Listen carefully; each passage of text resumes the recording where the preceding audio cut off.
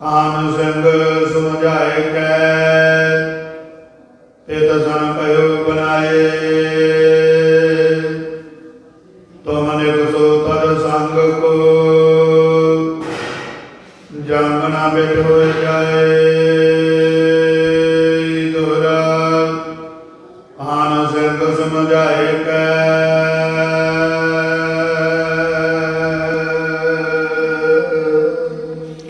ਵਾਹਿਗੁਰੂ ਜੀ ਕਾ ਖਾਲਸਾ ਵਾਹਿਗੁਰੂ ਜੀ ਕੀ ਫਤਿਹ।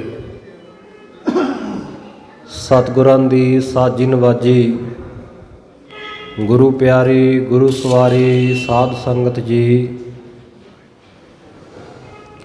ਪਾਤਤ ਪਾਵਨ ਭਗਤ ਵਛਲ ਕਿਰਪਾ ਦੇ ਖਜ਼ਾਨੇ, ਰਾਜਾਨ ਰਾਜ ਭਾਨਾਨ ਭਾਨ ਦੇਵਾਨ ਦੇਵ ਹੁਕਮਾ ਮਹਾਨ ਸਤਿਗੁਰੂ। ਧੰਨ ਧੰਨ ਸਾਹਿਬ ਸ੍ਰੀ ਗੁਰੂ ਗ੍ਰੰਥ ਸਾਹਿਬ ਮਹਾਰਾਜ ਸੱਚੇ ਪਾਤਸ਼ਾਹ ਜੀ ਦੀ ਅਪਾਰ ਕਿਰਪਾ ਨੂੰ ਪ੍ਰਾਪਤ ਕਰਦੇ ਹੋਏ ਗੁਰਦੁਆਰਾ ਸ਼ਹੀਦ ਬਾਬਾ ਨਿਹਾਲ ਸਿੰਘ ਜੀ ਨਗਰ ਤਲਣ ਵਿਖੇ ਸੰਧਿਆ ਦੇ ਦੀਵਾਨ ਦੇ ਵਿੱਚ ਆਪਾਂ ਰਲ ਮਿਲ ਕੇ ਸੱਜ ਬੈਠੇ ਹਾਂ। ਗੁਰੂ ਕੀ ਬਾਣੀ ਦਾ ਮਨੋਹਰ ਕੀਰਤਨ ਹੋਇਆ ਹੈ। ਰਹਿਰਾਸ ਸਾਹਿਬ ਜੀ ਦੇ ਪਾਠ ਹੋਏ ਹਨ। ਉਪਰੰਤ ਸਤਿਗੁਰਾਂ ਦੇ ਪਵਿੱਤਰ ਸਥਾਨਾਂ ਦੇ ਉੱਤੇ ਚੱਲ ਰਹੀ ਲੜੀਵਾਰ ਕਥਾ ਵਿੱਚ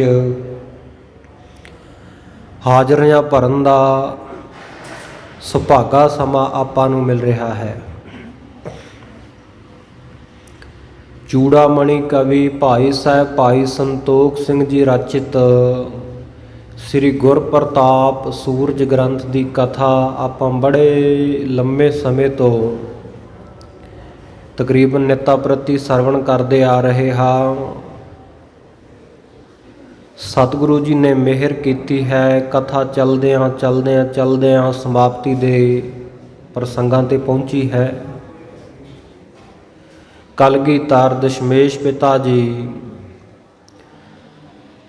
ਸਰਬੰਸਦਾਨੀ ਸਤਿਗੁਰੂ ਸਾਹਿਬੇ ਕਮਾਲ ਧੰਨ ਧੰਨ ਸਾਹਿਬ ਸ੍ਰੀ ਗੁਰੂ ਗੋਬਿੰਦ ਸਿੰਘ ਸਾਹਿਬ ਜੀ ਮਹਾਰਾਜ ਸ੍ਰੀ ਹਜੂਰ ਸਾਹਿਬ ਅਵਚਲ ਨਗਰ ਨੰਦੇੜ ਵਿਖੇ ਪੰਜ ਭੂਤਕ ਸਰੀਰ ਨੂੰ ਸੰਗਤਾਂ ਤੋਂ ਓਹਲੇ ਕਰ ਚੁੱਕੇ ਹਨ। ਸਤਿਗੁਰੂ ਸਾਹਿਬ ਜੀ ਦੇ ਕੋਲੋਂ ਸਤਿਗੁਰੂ ਦੀ ਆਗਿਆ ਮੰਨ ਕੇ ਵਿਦਾਇਗੀ ਲੈ ਕੇ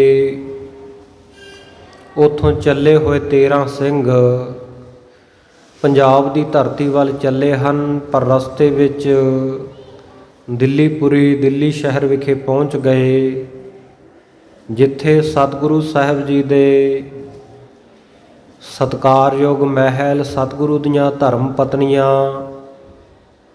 ਸਤਿਕਾਰਯੋਗ ਮਾਤਾ ਸੁੰਦਰ ਕੌਰ ਜੀ, ਸਤਿਕਾਰਯੋਗ ਮਾਤਾ ਸਾਹਿਬਦੇਵਾ ਕੌਰ ਜੀ ਸਤਿਗੁਰੂ ਜੀ ਦਾ ਹੁਕਮ ਮੰਨ ਕੇ ਰਹਿ ਰਹੇ ਹਨ।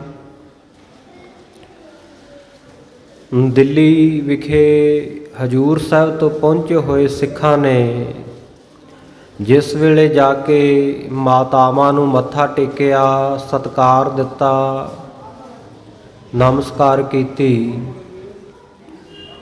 ਤਾਂ ਮਾਤਾ ਜੀ ਪੁੱਛਦੇ ਹਨ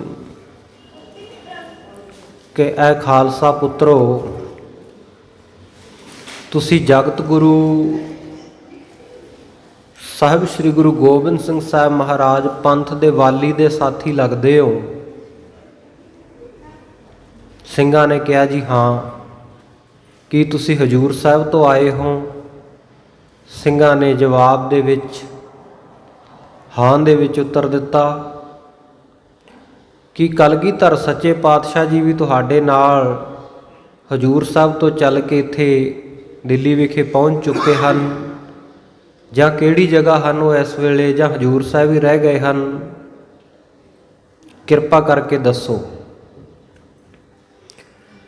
ਜਦੋਂ ਮਾਤਾ ਜੀ ਨੇ ਆਹ ਸਵਾਲ ਨੰਦੇੜ ਸਾਹਿਬ ਤੋਂ ਆਏ ਹੋਏ ਸਿੱਖਾਂ ਨੂੰ ਕੀਤੇ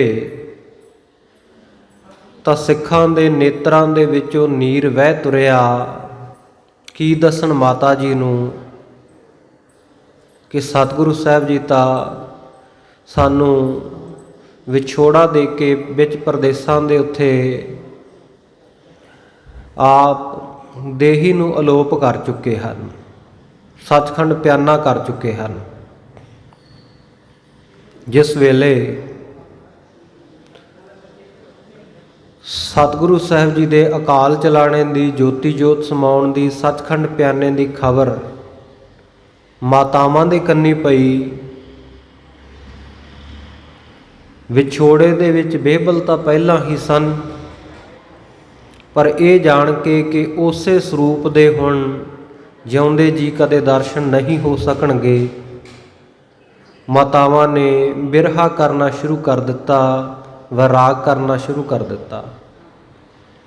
ਦਿੱਲੀ ਦੀਆਂ ਜਿੰਨੀਆਂ ਸੰਗਤਾਂ ਆਉਂਦੀਆਂ, ਜਿਸ ਜਿਸ ਨੂੰ ਪਤਾ ਲੱਗਦਾ ਹੈ, ਆ ਕੇ ਪਰਚਾਉਣੀ ਕਰਨ ਵਾਸਤੇ, ਅਫਸੋਸ ਪ੍ਰਗਟ ਕਰਨ ਵਾਸਤੇ ਦੁਨਿਆਵੀ ਤੌਰ ਦੇ ਉੱਤੇ ਇਹ ਸ਼ਬਦ ਵਰਤਣੇ ਪੈਣਗੇ।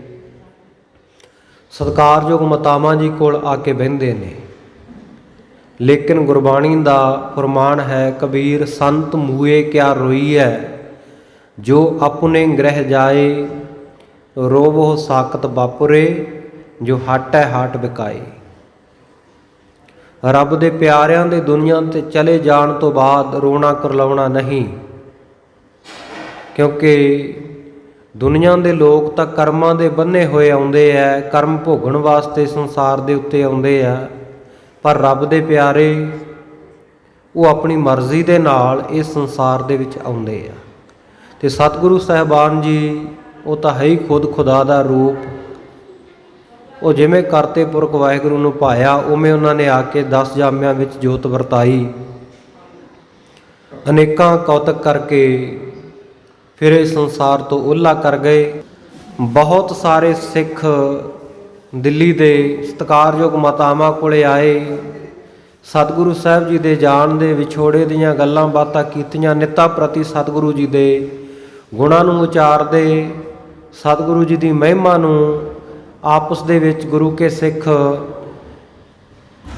ਰਲ ਮਿਲ ਕੇ ਸਤਿਗੁਰੂ ਦੀ ਵਡਿਆਈ ਦੇ ਵਿੱਚ ਜੁੜ ਕੇ ਸਮੇਂ ਨੂੰ ਸਫਲਾ ਕਰਦੇ। ਲੇਕਿਨ ਮਾਤਾ ਸਾਹਿਬ ਕੌਰ ਜੀ ਸਤਿਗੁਰੂ ਸਾਹਿਬ ਜੀ ਦੇ ਸੱਚਖੰਡ ਜਾਣ ਦੀ ਖਬਰ ਸੁਣ ਕੇ ਬਹੁਤ ਵਿਰਾਗ ਧਾਰਨ ਕਰ ਗਏ। ਬਹੁਤ ਘੱਟ ਖਾਂਦੇ ਐ, ਬਹੁਤ ਘੱਟ ਸੌਂਦੇ ਐ। ਮਾਤਾ ਸੁੰਦਰੀ ਜੀ ਦੇ ਸਮਝਾਉਣ ਦੇ ਉੱਤੇ ਕਦੇ ਕਦਾਈ ਕੁਝ ਨਾ ਕੁਝ ਥੋੜ੍ਹਾ ਬਹੁਤਾ ਖਾ ਪੀ ਲੈਂਦੇ ਆ, ਛਕਛਕਾ ਲੈਂਦੇ ਆ, ਨਹੀਂ ਤਾਂ ਬਹੁਤ ਸਮਾਂ ਸਤਿਗੁਰੂ ਜੀ ਦੇ ਬਿਰਹੋਂ ਦੇ ਵਿੱਚ, ਵਿਯੋਗ ਦੇ ਵਿੱਚ, ਵਿਛੋੜੇ ਦੇ ਵਿੱਚ, ਤੜਪ ਦੇ ਵਿੱਚ ਆਪਣਾ ਸਮਾਂ ਬਤੀਤ ਕਰਦੇ। ਇਉਂ ਮਾਤਾ ਜੀ ਦਾ ਤਨ ਜਿਹੜਾ ਹੈ ਉਹ ਸੁੱਕ ਕੇ ਪਿੰਜਰ ਹੋ ਗਿਆ। ਥੋੜ੍ਹੇ ਸਮੇਂ ਬਾਅਦ ਮਾਤਾ ਸਾਹਿਬ ਕੌਰ ਜੀ ਨੇ ਦਿੱਲੀ ਵਿਖੇ ਪ੍ਰਾਣ ਤਿਆਗ ਦਿੱਤੇ। ਜਿਉ ਜਲ ਮੈਂ ਜਲ ਆਏ ਖਟਾਨਾ, ਤਿਉ ਜੋਤੀ ਸੰਗ ਜੋਤ ਸਮਾਨਾ। ਸੂਰਜ ਕਿਰਨ ਮਿਲੇ ਜਲ ਕਾ ਜਲ ਹੁਆ ਰਾਮ, ਜੋਤੀ ਜੋਤ ਰਲੀ ਸੰਪੂਰਨ ਥੀਆ ਰਾਮ। ਅਕਾਲ ਪੁਰਖ ਵਾਹਿਗੁਰੂ ਦੇ ਚਰਨਾਂ ਵਿੱਚ ਜਾ ਵਰਾਜੇ ਧੰਨ ਗੁਰੂ ਗੋਬਿੰਦ ਸਿੰਘ ਸਾਹਿਬ ਮਹਾਰਾਜ ਆਪਣੇ ਪਿਆਰੇ ਪਤੀ ਦੇ ਸਰੂਪ ਦੇ ਵਿੱਚ ਵਿਲੀਨ ਹੋ ਗਏ। ਇੱਧਰ ਮਾਤਾ ਸੁੰਦਰੀ ਜੀ ਆਪਣੇ ਪਾਲਕ ਪੁੱਤਰ ਅਜੀਤ ਸਿੰਘ ਦੇ ਨਾਲ ਥੋੜ੍ਹਾ ਬਹੁਤਾ ਪਰਚੇ ਰਹਿੰਦੇ। ਸਤਿਗੁਰੂ ਦੀ ਯਾਦ ਤਾਂ ਹਮੇਸ਼ਾ ਦਿਲ ਵਿੱਚ ਵਸਦੀ, ਪਰ ਸਤਿਗੁਰੂ ਨੇ ਵੱਡੀਆਂ ਜ਼ਿੰਮੇਵਾਰੀਆਂ ਲਾਈਆਂ ਸਨ ਸਿੱਖ ਸੰਗਤਾਂ ਦੀ ਅਗਵਾਈ ਦੀਆਂ। ਮਾਤਾ ਜੀ ਸਿੱਖ ਸੰਗਤਾਂ ਦੀ ਅਗਵਾਈ ਦਿੱਲੀ ਵਿਖੇ ਰਹਿ ਕੇ ਕਰਦੇ ਰਹੇ ਤੇ ਕਲਗੀਧਰ ਪਾਤਸ਼ਾਹ ਜੀ ਦੇ ਸੱਚਖੰਡ ਗਮਨ ਤੋਂ 39 ਸਾਲ ਬਾਅਦ ਮਾਤਾ ਸੁੰਦਰ ਕੌਰ ਜੀ ਨੇ ਦਿੱਲੀ ਨਗਰੀ ਵਿਖੇ ਆਪਣਾ ਸਰੀਰ ਤਿਆਗਿਆ ਹੈ। 1765 ਬਿਕਰਮੀ ਵਿੱਚ ਸਤਿਗੁਰੂ ਦਸ਼ਮੇਸ਼ ਪਿਤਾ ਜੀ ਸੱਚਖੰਡ ਪਿਆਨਾ ਕਰਦੇ ਹਨ ਔਰ 1804 ਦੇ ਵਿੱਚ ਸਤਿਕਾਰਯੋਗ ਮਾਤਾ ਸੁੰਦਰ ਕੌਰ ਜੀ ਉਹ ਆਪਣਾ ਤਨ ਤਿਆਗ ਕੇ, ਪੰਜ ਭੂਤਕ ਸਰੀਰ ਤਿਆਗ ਕੇ ਇਸ ਸੰਸਾਰ ਤੋਂ ਸਮਾਉਂਦੇ ਹਨ। ਮਾਤਾ ਜੀ ਦੀ ਔਰ ਪਾਲਕ ਪੁੱਤਰ ਅਜੀਤ ਸਿੰਘ ਦੀ ਕਥਾ ਇਹ ਅਗਲੇ ਪ੍ਰਸੰਗ ਵਿੱਚ ਆਵੇਗੀ। ਦੂਸਰੇ ਪਾਸੇ ਬਾਬਾ ਬੰਦਾ ਸਿੰਘ ਜੀ ਬਹਾਦਰ ਜਿਹੜੇ ਸਤਿਗੁਰੂ ਸਾਹਿਬ ਜੀ ਨੇ ਥਾਪੜਾ ਦੇ ਕੇ ਅਨੇਕਾਂ ਬਖਸ਼ਿਸ਼ਾਂ ਕਰਕੇ 5 ਤੀਰ ਬਖਸ਼ ਕੇ ਆਪਣੇ ਭੱਥੇ ਦੇ ਵਿੱਚੋਂ 5 ਸਿੰਘਾਂ ਭਾਈ ਵਿਨੋਦ ਸਿੰਘ, ਭਾਈ ਕਾਨ ਸਿੰਘ, ਭਾਈ ਬਾਜ ਸਿੰਘ, ਭਾਈ ਰਣ ਸਿੰਘ, ਭਾਈ ਰਾਮ ਸਿੰਘ, ਇਹਨਾਂ ਦੀ ਅਗਵਾਈ ਦੇ ਵਿੱਚ ਪੰਥ ਦਾ ਜਥੇਦਾਰ ਬਣਾ ਕੇ ਬਾਬਾ ਬੰਦਾ ਸਿੰਘ ਬਹਾਦਰ ਨੂੰ ਭੇਜਿਆ ਸੀ ਕਿ ਦੁਸ਼ਟਾਂ ਨੂੰ ਜਾ ਕੇ ਸੋਧਾ ਲਾਉਣਾ ਹੈ, ਜ਼ਾਲਮਾਂ ਨੂੰ ਉਹਨਾਂ ਦੀਆਂ ਬਣਦੀਆਂ ਸਜ਼ਾਵਾਂ ਦੇਣੀਆਂ। ਬਾਬਾ ਜੀ ਨੇ ਸਤਿਗੁਰੂ ਜੀ ਦੇ ਹੁਕਮ ਮੁਤਾਬਕ ਥਾਂ ਥਾਂ ਦੇ ਜਾ ਕੇ ਦੁਸ਼ਟਾਂ ਨੂੰ ਸੋਧਿਆ। ਸਢੌਰੇ ਦੇ ਵਿੱਚ ਜਿਨ੍ਹਾਂ ਨੇ ਪੀਰ ਬੁੱਧੂ ਸ਼ਾਹ ਨੂੰ ਸ਼ਹੀਦ ਕੀਤਾ ਸੀ, ਸਤਿਗੁਰੂ ਸੱਚੇ ਪਾਤਸ਼ਾਹ ਜੀ ਦੀ ਹਮਾਇਤ ਕਰਨੇ ਕਰਕੇ ਉਹਨਾਂ ਦੁਸ਼ਟਾਂ ਦਾ ਸੋਧਾ ਲਾਇਆ, ਸਮਾਣਾ ਸੋਧਿਆ। ਜਿੱਥੋਂ ਦੇ ਜਲਾਦਾਂ ਨੇ ਸਾਹਿਬਜ਼ਾਦਿਆਂ ਦੇ ਸਿਰ ਕਲਮ ਕੀਤੇ ਸਨ, ਜਿੱਥੋਂ ਦਾ ਜਲਾਦ ਜਲਾਲੂਦੀਨ ਨੌਵੇਂ ਪਾਤਸ਼ਾਹ ਗੁਰੂ ਤੇਗ ਬਹਾਦਰ ਸਾਹਿਬ ਮਹਾਰਾਜ ਜੀ ਦਾ ਧੜ ਜਿਸ ਨੇ ਸੀਸ ਜੁਦਾ ਕੀਤਾ ਸੀ। ਸੋ ਇਸੇ ਪ੍ਰਕਾਰ ਹੋਰ ਥਾਂ ਥਾਂ ਦੇ ਉੱਤੇ ਜਿੱਥੇ ਜਿੱਥੇ ਵੀ ਗੁਰੂ ਘਰ ਦੇ ਦੋਖੀ ਸਨ, ਖਾਨ ਵਜੀਦੇ ਵਰਗਿਆਂ ਨੂੰ ਮੈਦਾਨੇ ਜੰਗ ਵਿੱਚ ਉਹਨਾਂ ਦੇ ਕੀਤੇ ਕੁਕਰਮਾਂ ਦੀ ਸਜ਼ਾ ਦਿੱਤੀ। ਝੂਠਾਨੰਦ ਖੱਤਰੀ, ਸੁੱਚਾਨੰਦ ਵਰਗਿਆਂ ਨੂੰ ਸਰਹੰਦ ਦੇ ਵਿੱਚ ਆ ਕੇ ਸਜ਼ਾਵਾਂ ਦਿੱਤੀਆਂ। ਪੰਜਾਬ ਦੇ ਵਿੱਚ ਬਹੁਤ ਸਾਰਾ ਇਲਾਕਾ ਖਾਲਸੇ ਨੇ ਆਪਣੇ ਅਧੀਨ ਕਰ ਲਿਆ। ਬਹੁਤ ਸਾਰੇ ਪਹਾੜੀ ਰਾਜਿਆਂ ਨੂੰ ਬਾਬਾ ਬੰਦਾ ਸਿੰਘ ਬਹਾਦਰ ਨੇ ਆਪਣੀ ਈਨ ਮਨਾਈ। ਇਹਨਾਂ ਵਿੱਚੋਂ ਜਿਹੜਾ ਚੰਬਿਆਲ ਦਾ ਰਾਜਾ ਸੀ, ਉਸ ਨੇ, ਇਹ ਆਪਾਂ ਕਥਾ ਪਿੱਛੇ ਸਰਵਣ ਕਰ ਚੁੱਕੇ ਹਾਂ, ਆਪਣੀ ਪੁੱਤਰੀ ਨੂੰ ਡੋਲੇ ਵਿੱਚ ਬਿਠਾ ਕੇ ਪੇਸ਼ ਕੀਤਾ। ਬਾਬਾ ਬੰਦਾ ਸਿੰਘ ਬਹਾਦਰ ਉਸ ਦੀ ਇਸ ਚਾਲ ਦੇ ਵਿੱਚ ਆ ਗਏ, ਨੀਤੀ ਨੂੰ ਸਮਝ ਨਾ ਸਕੇ ਜਾਂ ਜੋ ਵਾਹਿਗੁਰੂ ਨੂੰ ਭਾਇਆ ਉਹਦੇ ਮੁਤਾਬਕ ਉਹ ਲੜਕੀ ਦੇ ਰੂਪ ਦੇ ਉੱਤੇ ਮੋਹਿਤ ਹੋ ਕੇ ਉਹਨਾਂ ਨੇ ਵਿਆਹ ਕਰਵਾ ਲਿਆ। ਲੇਕਿਨ ਕਲਗੀਧਰ ਸੱਚੇ ਪਾਤਸ਼ਾਹ ਜੀ ਦੇ ਬਚਨ ਸਨ, ਬੰਦਾ ਸਿੰਘ ਬਹਾਦਰ ਹਮੇਸ਼ਾ ਜਤੀ ਸਤੀ ਰਹਿਣਾ ਹੈ, ਵਿਆਹ ਨਹੀਂ ਕਰਵਾਉਣਾ, ਕਿਉਂਕਿ ਸਤਿਗੁਰੂ ਨੇ ਬਹੁਤ ਉੱਚੇ ਆਦਰਸ਼ ਦੇ ਵਾਸਤੇ ਬਾਬਾ ਬੰਦਾ ਸਿੰਘ ਬਹਾਦਰ ਨੂੰ ਚੁਣਿਆ ਸੀ। ਵੈਸੇ ਤਾਂ ਗੁਰੂ ਘਰ ਦੇ ਵਿੱਚ ਸ਼ਾਦੀ ਕਰਾਉਣ ਦੀ, ਵਿਆਹ ਕਰਾਉਣ ਦੀ ਕੋਈ ਮਨਾਹੀ ਨਹੀਂ ਹੈ, ਪਰ ਕਿਉਂਕਿ ਸਤਿਗੁਰੂ ਨੇ ਵਿਸ਼ੇਸ਼ ਕਾਰਜ ਵਾਸਤੇ ਬੰਦਾ ਸਿੰਘ ਨੂੰ ਚੁਣਿਆ ਸੀ, ਜਿਸ ਕਰਕੇ ਉਸ ਦੀ ਜਰਨੈਲੀ, ਉਸ ਦੀ ਫੌਜੀ ਤਾਕਤ ਕਿਸੇ ਤਰ੍ਹਾਂ ਘਟ ਨਾ ਜਾਵੇ, ਦੁਸ਼ਮਣ ਕਿਸੇ ਚਾਲ ਦੇ ਵਿੱਚ ਆ ਕੇ ਫਸਾ ਨਾ ਲੈਣ। ਸਤਿਗੁਰੂ ਸਾਹਿਬ ਜੀ ਨੇ ਕੁਝ ਵਿਸ਼ੇਸ਼ ਬਚਨ ਬਾਬਾ ਬੰਦਾ ਸਿੰਘ ਬਹਾਦਰ ਵਾਸਤੇ ਕੀਤੇ ਸਨ। ਆਪਣੇ ਆਪ ਨੂੰ ਗੁਰੂ ਨਹੀਂ ਕਹਾਉਣਾ, ਹਮੇਸ਼ਾ ਖਾਲਸੇ ਪੰਥ ਦੀ ਸ਼ਰਨ ਦੇ ਵਿੱਚ ਰਹਿਣਾ, ਖਾਲਸੇ ਦਾ ਸੇਵਾਦਾਰ ਬਣ ਕੇ ਰਹਿਣਾ, ਇਤਿਆਦਿਕ ਬਚਨ ਕੀਤੇ ਸਨ। ਹੰਕਾਰੀ ਨਹੀਂ ਹੋਣਾ। ਪਰੰਤੂ ਜਿਸ ਵੇਲੇ ਇਹ ਪਹਿਲੀ ਗਲਤੀ ਹੋ ਗਈ, ਉਸ ਤੋਂ ਬਾਅਦ ਬੰਦਾ ਗਲਤੀ ਦਰ ਗਲਤੀ ਕਰਦਾ ਰਿਹਾ, ਐਸਾ ਸਾਡੇ ਇਤਿਹਾਸਕ ਗ੍ਰੰਥਾਂ ਦੇ ਵਿੱਚ ਜ਼ਿਕਰ ਹੈ। ਜਦੋਂ ਤੱਕ ਗੁਰੂ ਕੇ ਬਚਨਾਂ ਦੇ ਉੱਤੇ ਪ੍ਰਪੱਕ ਰਿਹਾ, ਭਰੋਸਾ ਰੱਖਿਆ, ਦ੍ਰਿੜ ਰਿਹਾ, ਸਤਿਗੁਰੂ ਸਾਹਿਬ ਜੀ ਸਹਾਇਤਾ ਕਰਦੇ ਰਹੇ, ਖਾਲਸਾ ਸਹਾਇਤਾ ਕਰਦਾ ਰਿਹਾ। ਸਤਿਗੁਰੂ ਜੀ ਦੇ ਬਖਸ਼ੇ ਤੀਰਾਂ ਦੀ ਕਰਾਮਾਤ ਦੇ ਨਾਲ ਵੱਡੀਆਂ ਵੱਡੀਆਂ ਜੰਗਾਂ ਨੂੰ ਫਤਿਹ ਬਾਬਾ ਬੰਦਾ ਸਿੰਘ ਬਹਾਦਰ ਜੀ ਨੇ ਕੀਤਾ। ਬਹੁਤ ਕੁਰਬਾਨੀ ਹੈ ਉਹਨਾਂ ਦੀ। ਸਤਿਗੁਰੂ ਜੀ ਦੇ ਹੁਕਮ ਮੁਤਾਬਕ ਜਦੋਂ ਬਹੁਤਾ ਹੀ ਘੇਰਾ ਪੈ ਜਾਣਾ, ਤਕੜਾ ਫੌਜ ਦਾ ਹੱਲਾ ਹੋ ਜਾਣਾ, ਬਾਬਾ ਬੰਦਾ ਸਿੰਘ ਬਹਾਦਰ ਨੇ ਸਤਿਗੁਰੂ ਜੀ ਦਾ ਬਖਸ਼ਿਆ ਤੀਰ ਪੱਥੇ ਵਿੱਚੋਂ ਕੱਢਣਾ ਤੇ ਕਮਾਨ ਦੇ ਵਿੱਚ ਚਾੜ ਕੇ ਖਿੱਚ ਕੇ ਚਿੱਲਾ ਉਹਨੂੰ ਚਲਾਉਣਾ ਨਾ, ਸਗੋਂ ਉਧਰਲੇ ਪਾਸੇ ਸੇਧਤ ਕਰਕੇ ਰੱਖਣਾ।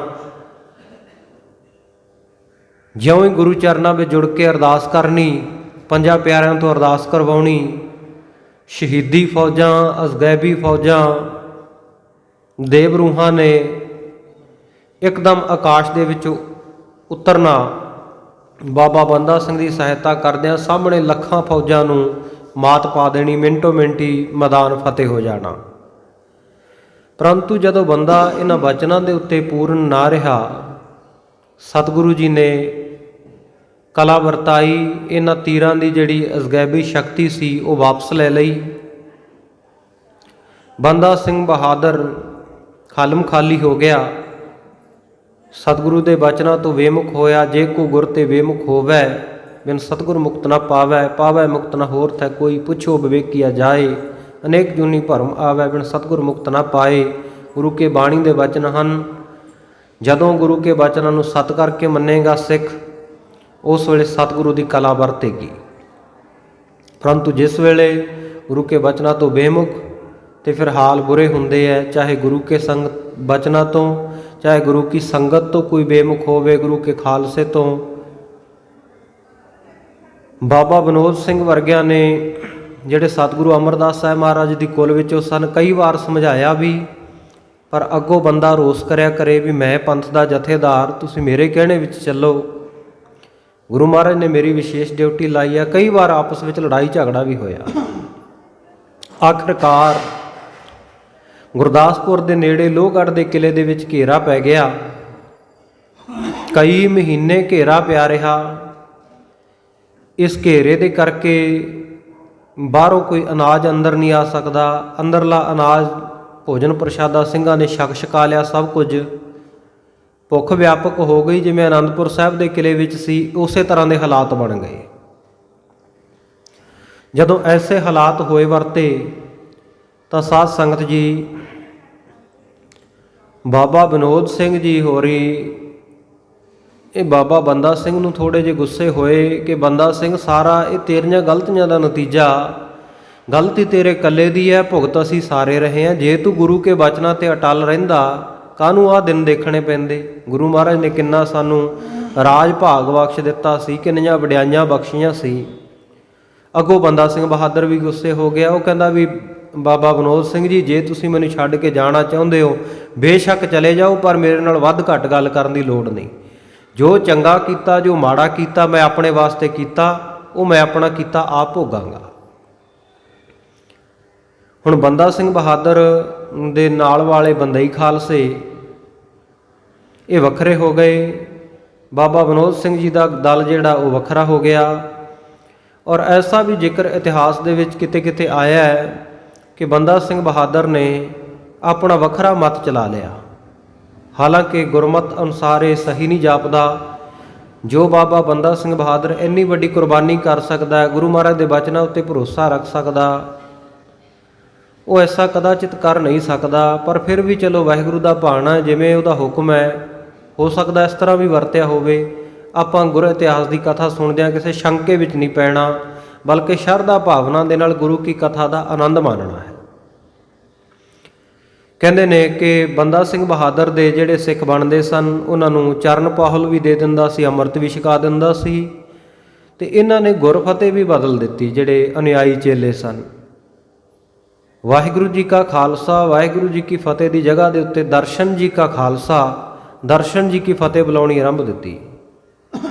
ਸਮਾਂ ਲੰਘਦਾ ਗਿਆ, ਕਿਲੇ ਨੂੰ ਘੇਰਾ ਪਿਆ ਹੋਇਆ ਹੈ। ਜਦੋਂ ਬਹੁਤ ਜ਼ਿਆਦਾ ਭੁੱਖ ਵਰਤੀ, ਸਿੰਘ ਭੁੱਖ ਦੇ ਨਾਲ ਪ੍ਰਾਣ ਤਿਆਗਣ ਲੱਗੇ, ਤਾਂ ਬਾਬਾ ਵਿਨੋਦ ਸਿੰਘ ਜੀ ਨੇ ਇੱਕ ਜੁਗਤੀ ਅਪਣਾਈ। ਬੜਾ ਤੇਜ਼ ਤਰਾਰ ਇਹਨਾਂ ਦੇ ਅਸਵਾਰੀ ਵਾਲਾ ਘੋੜਾ ਸੀ। 20 ਸਿੰਘਾਂ ਨੂੰ ਨਾਲ ਲਿਆ। ਇੱਕਦਮ ਕਿਲੇ ਵਿੱਚੋਂ ਬਾਹਰ ਨਿਕਲੇ, ਜਿੱਥੇ ਫੌਜ ਨੇ ਘੇਰਾ ਪਾਇਆ ਹੋਇਆ ਸੀ। ਉਹਨਾਂ ਦਾ ਬਾਜ਼ਾਰ ਸੀ, ਜਿਵੇਂ ਅੱਜ ਕੱਲ੍ਹ ਆਪਾਂ ਫੌਜ ਦੀ ਕੰਟੀਨ ਕਹਿ ਦਿੰਦੇ ਹਾਂ। ਫੌਜ ਦੇ ਬਾਜ਼ਾਰ ਦੇ ਉੱਤੇ ਟੁੱਟ ਕੇ ਪੈ ਗਏ। ਜੋ ਰਸਤ ਪਾਣੀ ਮਿਲਿਆ, ਖਾਣ ਪੀਣ ਦਾ ਪਦਾਰਥ ਮਿਲਿਆ, ਲੁੱਟ ਕੇ ਤੇ ਫੁਰਤੀ ਦੇ ਨਾਲ ਹੀ ਕਿਲੇ ਦੇ ਅੰਦਰ ਜਾ ਦਾਖਲ ਹੋਏ। ਫੌਜ ਨੇ ਰੋਕਣ ਦਾ ਯਤਨ ਕੀਤਾ, ਪਰ ਵਾਹ ਕੋਈ ਨਾ ਚੱਲੀ। ਇਉਂ ਜਦੋਂ 2-4 ਦਿਨ ਲੰਘੇ, ਫੇਰ ਹਮਲਾ ਕੀਤਾ।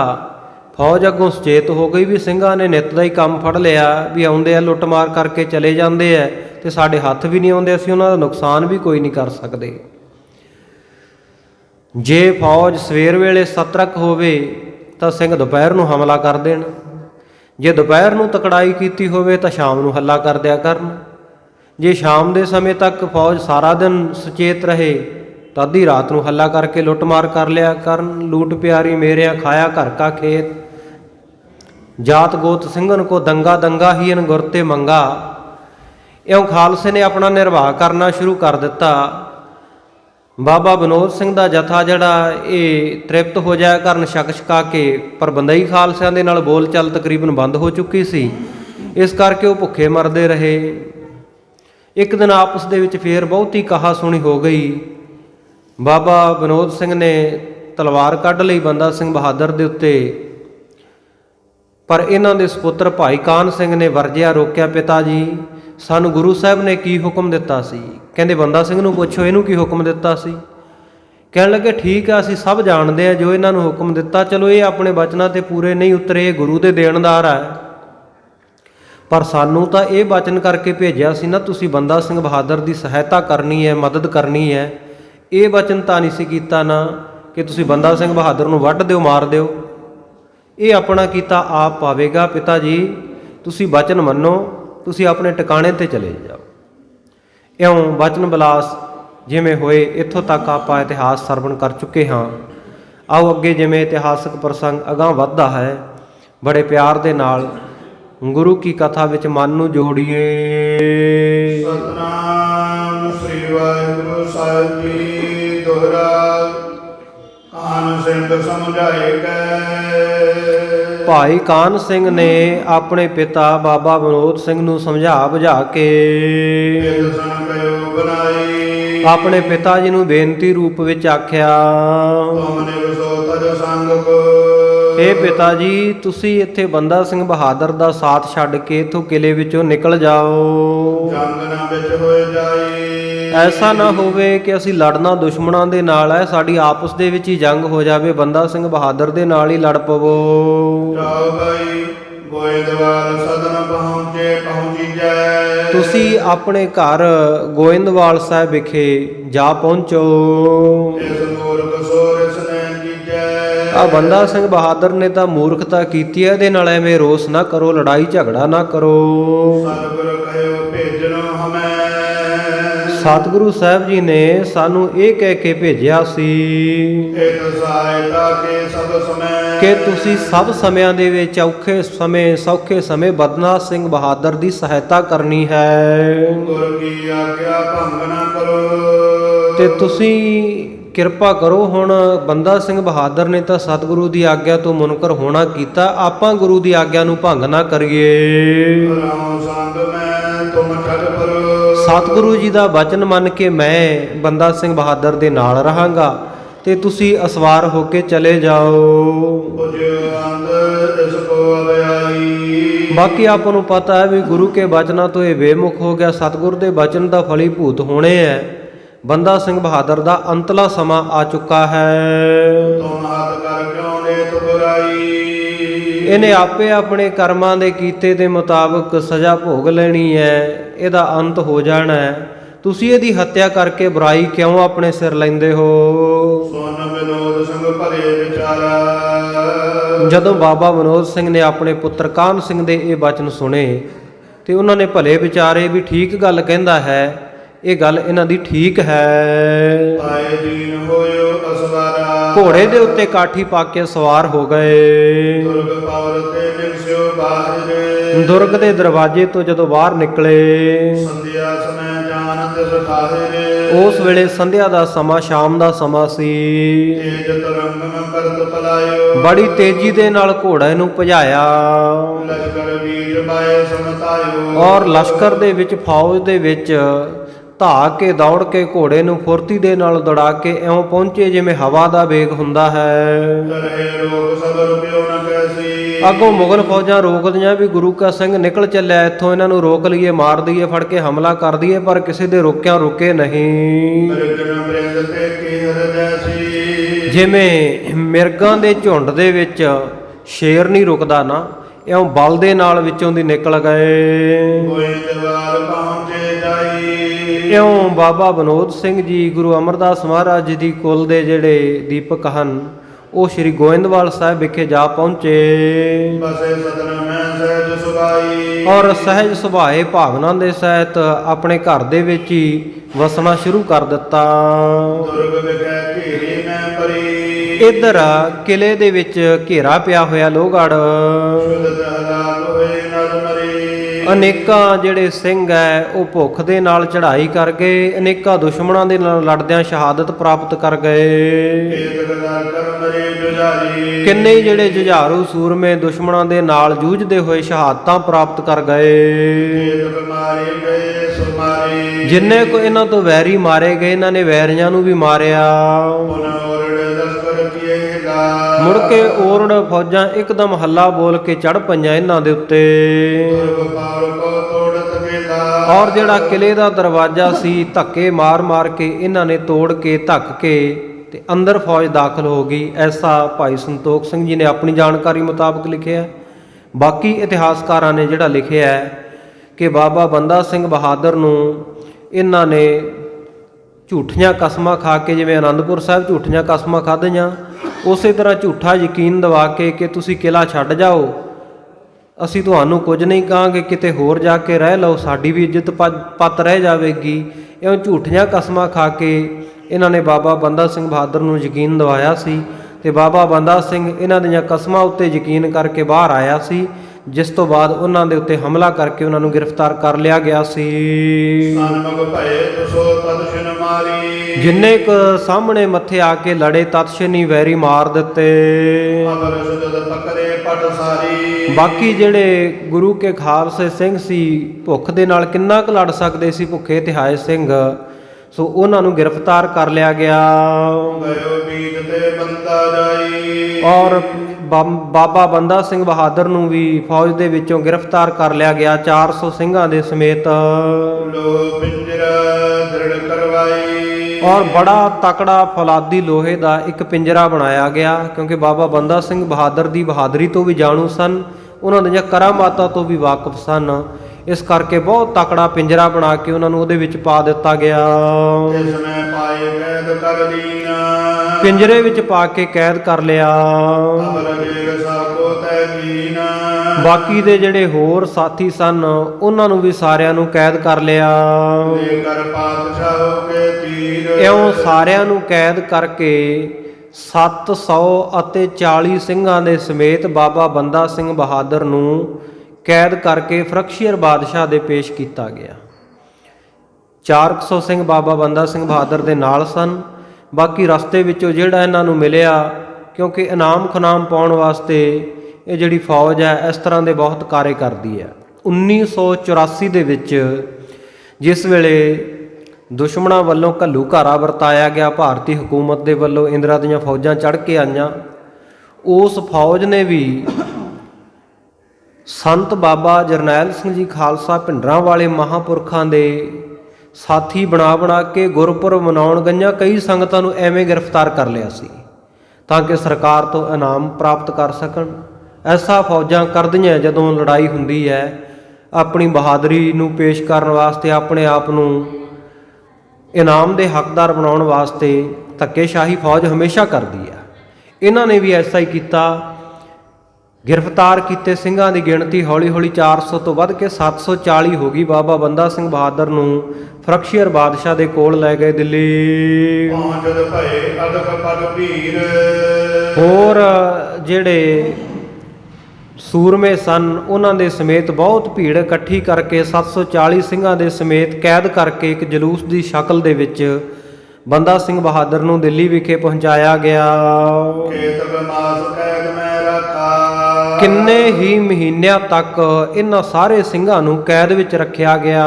ਹੁਣ ਬਾਦਸ਼ਾਹ ਹੁਕਮ ਅਸ ਭਾਖਾ। ਉਸ ਤੋਂ ਬਾਅਦ ਜਿਹੜਾ ਦਿੱਲੀ ਦਾ ਬਾਦਸ਼ਾਹ ਸੀ ਉਹਨੇ ਐਸਾ ਹੁਕਮ ਕੀਤਾ, ਏਕ ਲੋਕਨ ਮਿਟਰ ਕਰ। ਕਹਿੰਦਾ ਮੈਂ ਦੇਖਣਾ ਚਾਹੁੰਦਾ ਹੈ ਇਹ ਸਿੱਖਾਂ ਦਾ ਜਿਹੜਾ ਰਾਜਾ, ਸਿੱਖਾਂ ਦਾ ਬਾਦਸ਼ਾਹ ਬਣਿਆ ਫਿਰਦਾ ਬੰਦਾ ਸਿੰਘ ਬਹਾਦਰ, ਉਹਨੂੰ ਮੇਰੇ ਸਾਹਮਣੇ ਲੈ ਕੇ ਆਓ। ਸ਼ਾਹ ਸੰਗ ਬੰਦੇ ਸੋ ਵਿਚਾਰਾ। ਹੁਕਮ ਮੰਨ ਕੇ ਇਹਦੀਆਂ ਫੌਜਾਂ ਬਾਬਾ ਬੰਦਾ ਸਿੰਘ ਬਹਾਦਰ ਨੂੰ ਪਿੰਜਰੇ ਵਿੱਚ ਕੈਦ ਉਸੇ ਤਰ੍ਹਾਂ ਲਿਜਾ ਕੇ ਬਾਦਸ਼ਾਹ ਦੇ ਸਾਹਮਣੇ ਪੇਸ਼ ਕਰ ਦਿੱਤਾ ਗਿਆ। ਉਸ ਵੇਲੇ ਇਸ ਸ਼ਾਹ ਨੂੰ, ਇਸ ਪਾਤਸ਼ਾਹ ਨੂੰ, ਫਰਖਸ਼ੀਅਰ ਨੂੰ ਬਾਬਾ ਬੰਦਾ ਸਿੰਘ ਕਹਿਣ ਲੱਗੇ, ਮੁਝ ਕੋ ਕਹਿ ਲਿਆਏ ਹਜ਼ੂਰ। ਮੈਨੂੰ ਪਕੜ ਕੇ ਆ ਤੇਰੀ ਫੌਜ ਤੇਰੀ ਹਜ਼ੂਰੀ ਵਿੱਚ ਲੈ ਆਈ ਹੈ। ਐਸੋ ਤੋਛੋ ਕਿਸ ਮਜਦੂ ਮਕਦੂਰ।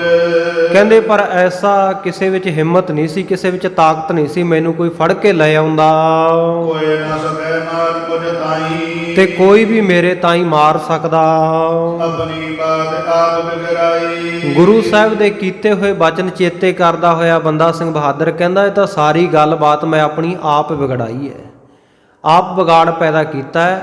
ਮੈਂ ਗੁਰੂ ਦੇ ਬਚਨਾਂ ਤੋਂ ਫਿਰਿਆ ਤਾਂ ਕਰਕੇ ਆਹ ਹਾਲਤ ਹੋਈ ਹੈ। ਜੇ ਗੁਰ ਕਰਨੇ ਸਲਤਨਤ ਅਵਦੀਨ। ਐ ਬਾਦਸ਼ਾਹ, ਜਿਸ ਗੁਰੂ ਨੇ ਤੇਰੇ ਵਡੇਰਿਆਂ ਨੂੰ ਆ ਸਲਤਨਤ ਦਿੱਤੀ, ਆ ਰਾਜ ਭਾਗ ਬਖਸ਼ਿਸ਼ ਕੀਤਾ ਹੈ, ਇਸ ਪ੍ਰਭ ਨੇ ਮੋਕੋ ਬੜ ਕੀਨ। ਉਸੇ ਸਤਿਗੁਰੂ ਸੱਚੇ ਪਾਤਸ਼ਾਹ ਜੀ ਨੇ ਮੈਨੂੰ ਵਡਿਆਈ ਦੇ ਕੇ ਵੱਡਾ ਬਣਾਇਆ ਸੀ।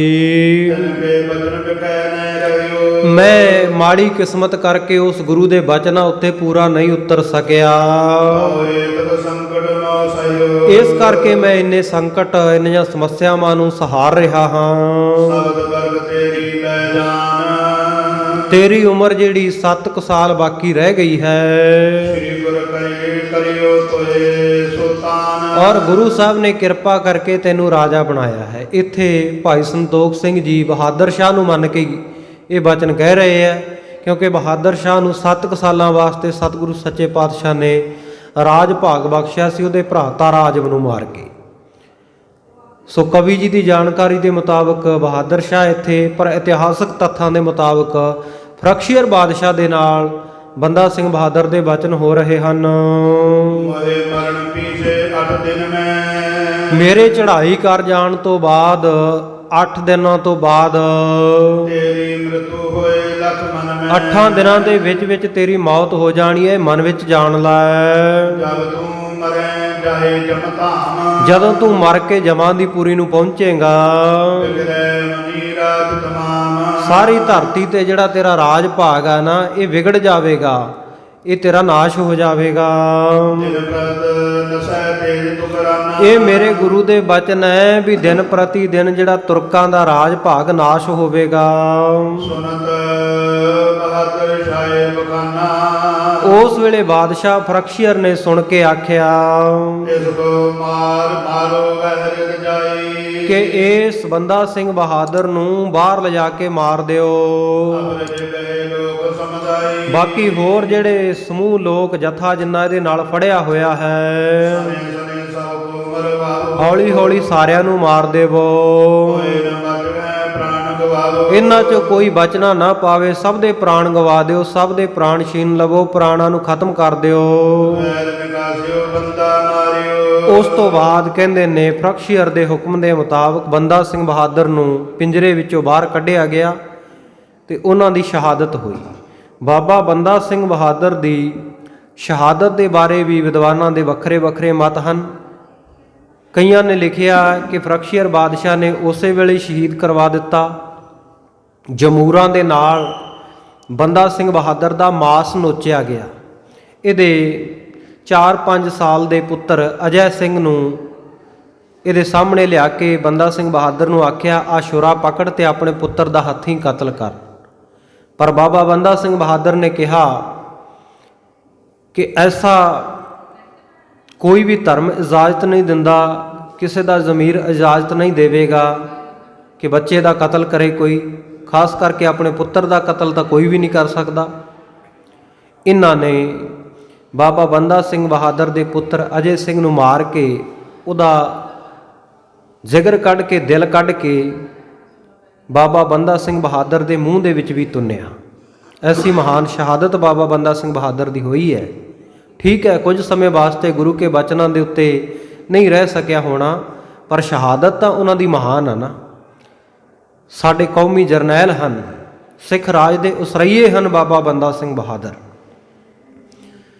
ਔਰ ਕਈ ਕਹਿੰਦੇ ਨੇ ਕਿ ਉੱਥੇ ਹੀ ਬਾਬਾ ਬੰਦਾ ਸਿੰਘ ਬਹਾਦਰ ਨੂੰ ਹਾਥੀ ਦੇ ਪੈਰ ਦੇ ਨਾਲ ਬੰਨ੍ਹ ਕੇ ਤੇ ਸ਼ਹੀਦ ਕਰ ਦਿੱਤਾ ਗਿਆ।